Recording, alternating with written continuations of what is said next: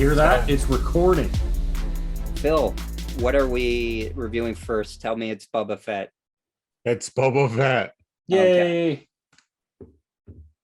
All right, I'm gonna go first then. So this was the weakest entry so far of the series. And it's only gonna go down, I guarantee. I disagree, but I have the same complaint that everybody else had. These uber slow bikes that they're speeding on, which is funny because they're the complete fucking opposite to speeder bikes. Yeah, I'm like, why are we riding around on like with 50s greasers? Like it was right out of West Side Story where these guys should have been riding their bikes, fucking snapping their fingers, chasing after each other. It was really stupid. When I saw this stuff, the chase and all that stuff, that this would be like the jump the shark episode that for you guys. Like, yeah, certainly didn't like it. I think it. I find myself disinterested in the majority of the story that it doesn't have to do with Boba Fett. Like this guy running away, and of course it's Boba Fett's goons that go after the guy. But with Boba Fett not on camera, I just don't care about what's happening. And I understand they're trying to expand it up, same way they did Mandalorian, trying to, it's the Disney fucking ideology of throw everything at the wall, see what sticks, and then sell that shit. The way they did, I got revealed that Bo-Katan's getting her own series and all that type of shit for Mandalorian. But this episode was the weakest of the series, and contrary to Will, I hope is not indicative of what's to come. Well, I mean, you have two very successful filmmakers, enough for one project, working together to create what is the worst work of their both careers, coming from both the director of Cowboys and Aliens and the director of Shorts. So I strongly disagree. This is Robert Rodriguez's worst effort. His worst effort is absolutely Sin City 2. That was dog shit. Oh, right. Yeah. I mean, that was okay. That had some interest. Like, I like the Joseph Gordon-Levitt Powers Boost storyline. That's okay. But like, it's not a great hang. Can we please? What about the Rancor covering this show? The Rancor I liked it, and I like seeing Danny Trejo. The Rancor is our Grogu. I don't think so. But see, the way that what I think is going to happen is, so they're trying. So what's the right way to say it? When you start seeing stories that are very obvious plants come out after a show, it shows you where the direction they want the show to go in. And so I saw, the Rancor was cool, and it's a gift from the twins, and Danny Trejo comes with it. And I was like, Danny Trejo, huh? That's interesting. Because hear me out. To hire his best friend. The guy is so the original Rancor keeper, his name was I think Malakili. And at the end of Return of the, or not end of Return of the Jedi, at the end of that scene where Luke kills the Rancor, there's that kind of out of nowhere scene where Malakili starts crying, and a friend of his comes in and cries on his shoulder because his pet, the Rancor, is dead. And then we see Danny Trejo, again, good friend of Robert Rodriguez, comes out, and he's explaining, they're not violent creatures. They're actually very peaceful and blah, blah, blah. And all this bullshit that means nothing.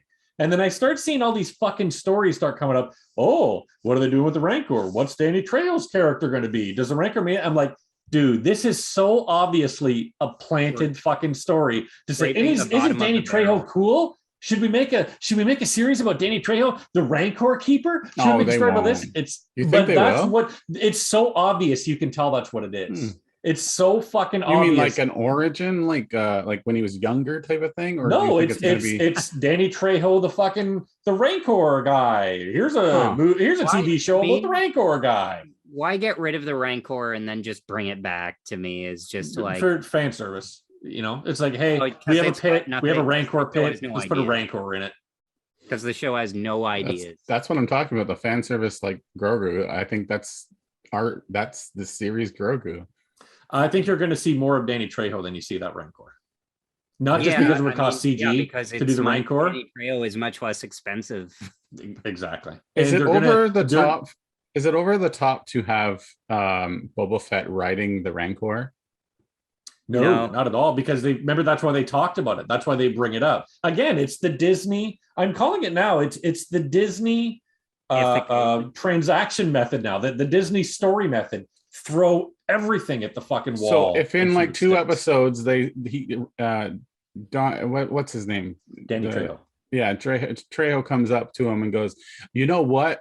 As well, you know, they can fly," and that's fine for you, like. No. That's that. But what I'm With the saying quality of the is, show, it can do anything. It's true. My opinion of it won't change. Like they could say anything, and then 2 episodes later do it with like no setup, and then fans will be like, "Well, they said." in the expanded universe, the Rancors were able to fly, and they would like Doctor Who. Like Star Wars fans are fickle babies. This coming from a big fucking Star Wars fan. But the whole inclusion of the Rancor was A, fan service, B, we're going to see if we can get Danny Trejo set up on a show called The Rancor Keeper. It's unfortunately with the success of Mandalorian and the offshoots, 2 now of that show, right? Possibly a 3rd that of other shows that have come out of Mandalorian. They're trying the same thing with Book of Boba. That will never get off the ground. Like I think disagree. the Bo-Katan will go for 1 season. I think the way they'll try to sell Bo-Katan is girl power, go girls, yap yap yap, all that girl power stuff.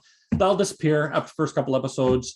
It'll be done. But what do they call it? Like the Republic, the Army of the Republic. That one might be something for them to get Boba Fett made. Like after 10 years, I remember. Well, I think they scrapped that one together real quick. That's the problem there. Yeah, Book of Boba Fett only came to life because of the Mandalorian. But because, like, if I recall, it was originally 3 Star Wars movies, 3 spin-offs. Boba Fett was the 3rd. Hired a director, didn't work out. He leaves. Then they have maybe 2 seasons of the Mandalorian going, and then they're like a 3rd, and then for whatever reason the next season of Mandalorian isn't ready in time, so Boba Fett takes its place, and they come out with something so far below in quality that then when they even suggest coming out with a 3rd, much less popular, well-known character twice removed, it's like the equivalent of like, oh yeah, it's going to be a Tom Cruise, Les Grossman movie, you know, the agent he played in Tropic Thunder, this breakout character thing where it like gets announced and then just never happens. My question to you, Phil, is what do you think of during the chase where every single break there's like some random Star Wars character, like, oh, there's C-3PO, there's the canteen people, there's, you know, the robot from the pod races, and it's just like ridiculous, meaningless fan service. Well, they showed what was it? Was it the first episode where they showed what's her face with the robots, the little droids from the garage in the Mandalorian? Oh yeah. I can't remember her name, but I know who you're talking about. But yes, I agree. This was a little bit too much. Yeah, a little bit too much fan service. But I can see where the setup is going. Again, I'm hoping that this is just one of those episodes, this throwaway episode, because I had a couple of those Mandalorian. But I'm hoping it's just only throwaway like episode. what, 10 episodes, 6 episodes? How many? Book of Boba Fett. I think Book of Boba Fett is supposed to be 10, and Obi-Wan is supposed to be 6. When are we going to get the Ewok series? We've already had 2 stupid Ewok movies, and they both fucking suck. Let's fix that. All right, let's watch. Let's do a review of Caravan of Courage and the Battle for Endor. That'll be fun. I'm really looking forward to you guys reviewing the Moon Knight. Just saying. Yeah, I still haven't seen the trailer, but it's Jesus like Christ. for all of I saw the muddy look of his costume of like a CGI blob, and Oscar Isaac looks the same too. It's like I don't know. It's just everything's the whole trailer. The whole trailer of Moon Knight, I was just going, Jesus Christ, while I'm watching it, because you could fucking take another character, put it in place of Oscar Isaac and Moon Knight, whatever that is, and you could run the same trailer. They are so carbon copies of each other. It's honestly getting to the point where it's fascinating that nobody calls them out on it. So we agree that these series, both Marvel and Star Wars, are just pretty much padding the universe between movies. I was so excited for, like, I was actually in the mood to watch more Star Wars the week Boba Fett came out, and this is just zapped my excitement for the universe, reminding me of just like the quality level bar is at or below where the Rise of Skywalker is at this My question there is like, is there a place to accept that this is padding and like not expect something as in a movie or like a movie type, like Not the way you're they're getting this written. kind of padding, but I like go feel into like- it thinking that. I feel like The Mandalorian is world building. The Mandalorian is a show. The Mandalorian is a show that I honestly had no idea what they could do with it because it was honestly right out of left field. I was, there was all Really? the idea like, what if it actually is Boba Fett and blah blah blah blah blah. Mhm. And then when they announced Book of Boba Fett, I'm like, that's fun. You know what I mean? That'll be a fun show. I'm not looking at it as hey, I want this to lend anything to the mythos of Star Wars. I just want it to be a story about how Boba Fett builds a crime family. That's all I ever wanted from it. The next thing that I'm looking forward to from Star Wars that is going to be very similar to Mandalorian, and that it builds out some of the mythos is the Obi-Wan show. But I never saw Boba Fett or the Book of Boba Fett as a show that this is going to be fucking awesome. I just always saw it from day one as it's going to be fun to watch this crime family get built together. Phil, do you think this show is good? This Boba Fett, right? Yeah. I think it's good for casuals. What Like does for the that mean? not even the casual Star Wars fan, just the casual viewer who's just wants something to watch and something mainstream to watch. But for you, is it a good show? I'm a casual when it comes to this, so I would say it's perfectly fine, but it's not. I wouldn't say it's the Mandalorian level. Like I think the Mandalorian is higher. Rob, what do you level. think? I think it's a good show, but it's not a show.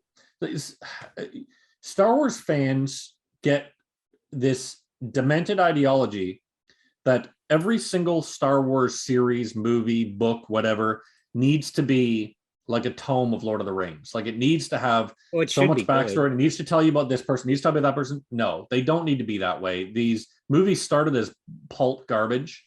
And every now and then it's fun to watch one of them be pulp garbage. And Well, I that's don't know what about you, sorry, but I was just wondering, like, to me, Star Wars was always very well realized in its characters.